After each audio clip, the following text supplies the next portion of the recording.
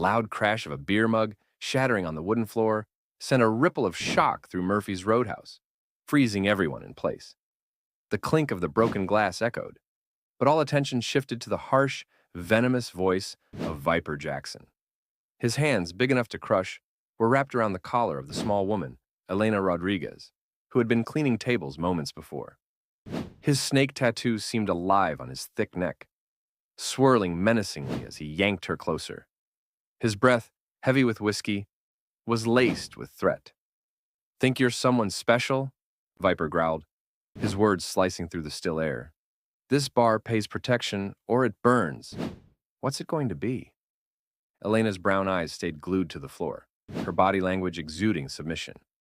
Yet even in this moment of tension, 10 members of the Desert Vipers Motorcycle Club had risen, forming a tight, aggressive circle around her. She was a small woman, maybe 5 feet 4 inches, her dark hair pulled back, and her white server's shirt hung loose over her slim frame. She looked harmless, almost fragile, ordinary, forgettable. But as the seconds ticked by, Viper Jackson's self-assurance would quickly crumble, and within 15 minutes, he'd find himself on his knees, begging for forgiveness. Before the story unfolds, let me ask you, have you ever misjudged someone based on how they looked? Have you ever thought someone was weak only to discover they were a force to be reckoned with? Leave your stories in the comments. I read them all. These experiences serve as a reminder of how often we underestimate people, and how real strength sometimes comes from the most unexpected places. And if stories like this move you, consider hitting that thanks button. Your support helps us share more powerful true tales of hidden heroes and warriors. Murphy's Roadhouse had been quiet, but a storm was brewing. The tension had been building for 20 minutes before the glass broke. The Desert Vipers had arrived shortly after 8 p.m., their Harleys roaring like thunder, announcing their arrival in the small bar by the highway. This wasn't their first visit to local establishments near Camp Pendleton, and their reputation had preceded them. Just last month, 3 bars had burned to the ground after rejecting their protection services, and 2 bar owners had mysteriously ended up in the hospital. Elena had noticed them as they entered, folding napkins at the service station. Her movements were sharp and efficient, nothing wasted. Jake, the young bartender, had immediately broken a sweat. "That's them," he whispered to Elena. "The Desert Vipers. They're the ones who burned down Rosetti's place." She nodded, folding another napkin into a perfect triangle. That's what Elena did, meticulously. Every action, every movement, down to the way she wiped the tables, was done with precision, almost military in its nature. The bikers fanned out as they entered, and Elena noticed their tactical positioning. Viper Jackson, the leader, strode in like a king, his 6 feet 3 inches frame towering over the others, his snake tattoo crawling up his neck. His voice boomed out. "Evening, folks," he said with a false cheerfulness that made everyone uneasy. "We're just here for a drink and some business." The regulars, mostly military veterans and blue-collar workers, exchanged worried looks. Sheriff Tom Bradley, a weathered 55-year-old with 2 combat tours under his belt, slowly set down his coffee cup, his hand brushing near his hip, where his weapon would have been had he been on duty. Elena approached their table, her eyes down, her voice soft. "What can I get you, gentlemen?" But as she moved past them, one of the bikers slapped her backside. "Start with a smile, sweetheart," he sneered. Elena stepped out of reach with a practiced, almost instinctive movement, continuing to serve them without reacting. Jake, fuming, made to move toward her, but Elena's subtle shake of the head stopped him. They ordered beers, and Elena served them without comment, keeping the bar calm and efficient. But she felt Viper's eyes on her, and she knew trouble was on the way. He called out, "Hey, server girl, where's Murphy? We need to talk business." Elena, her voice calm, replied, "Mr. Murphy's in Phoenix this week. I'm just covering." Viper's smile faded, and his tone turned dangerous. "Well then, relay this message for us. The Desert Vipers are offering their protection to this fine establishment. $5,000 a month, and we guarantee nothing bad happens to this place." Elena didn't flinch. "I'll let him know you stopped by," she said, turning away. That's when Viper's demeanor shifted entirely. "You don't get it, sweetheart. This isn't a request. This is business. Every bar from here to San Diego is under our protection. Those who refuse, well, accidents happen." He flicked a lighter open and closed with threatening precision. I understand, Elena said softly, but I can't make decisions for Mr. Murphy.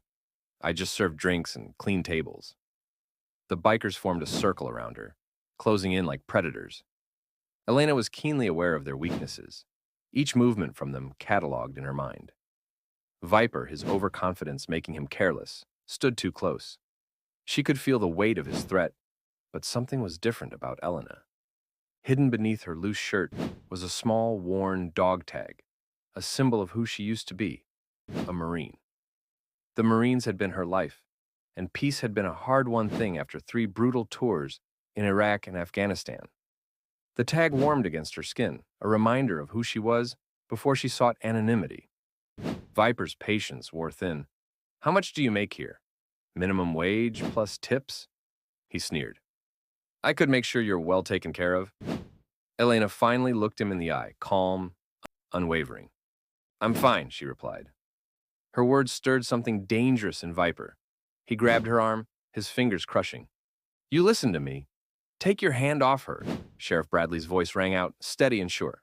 Viper laughed, taunting. What are you going to do, old man? You're outnumbered 10-1. The tension in the air was suffocating. More patrons stood, ready to back the sheriff. But Elena spoke softly. Tom, it's okay. These gentlemen were just leaving. Then, Viper made the fatal mistake. He yanked Elena closer, his hand clutching her shirt. You don't tell us when we leave. We leave when we're good and ready. The room went silent, chairs scraped. Then it happened. The shirt tore loud, sudden, final. The cotton split down the front, revealing the truth about Elena Rodriguez. Across her back, visible through the tank top, was the unmistakable insignia of the United States Marine Corps, the eagle, globe, and anchor. And beneath it, bold words. First Force Recon. The room fell into stunned silence. Viper stood frozen, his grip slack, unable to comprehend the woman before him. But it wasn't just the tattoo. It was the scars, the bullet wounds, the shrapnel, the unspoken story of a warrior who had paid the ultimate price. Elena's posture shifted. She didn't have to move to show power. It radiated from her. Viper Jackson, she said, her voice cold and authoritative, you owe me an apology for destroying my property? Viper stammered, how do you know my name? Elena didn't answer immediately. She turned slowly, revealing the full story etched in her skin. Stephen Jackson, dishonorably discharged, founder of the Desert Vipers, wanted for arson and aggravated assault. Sheriff Bradley spoke then, his voice respectful.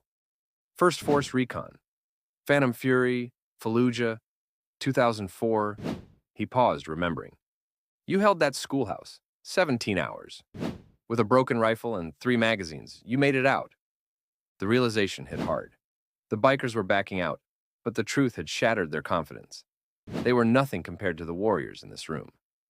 Elena's voice was a steady, quiet force. Apologize and leave. Spread the word. Murphy's is off limits. Viper, broken and humiliated, knelt before her. I'm sorry, he stammered. The apology was as sincere as it was forced.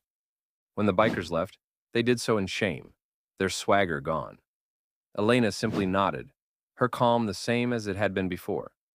Sheriff Bradley stood, handing Elena a coffee. You're something else, Gunny. You could do anything. Why here? Elena's expression softened. Because no one here knew me. And for the first time, I didn't need to be someone else.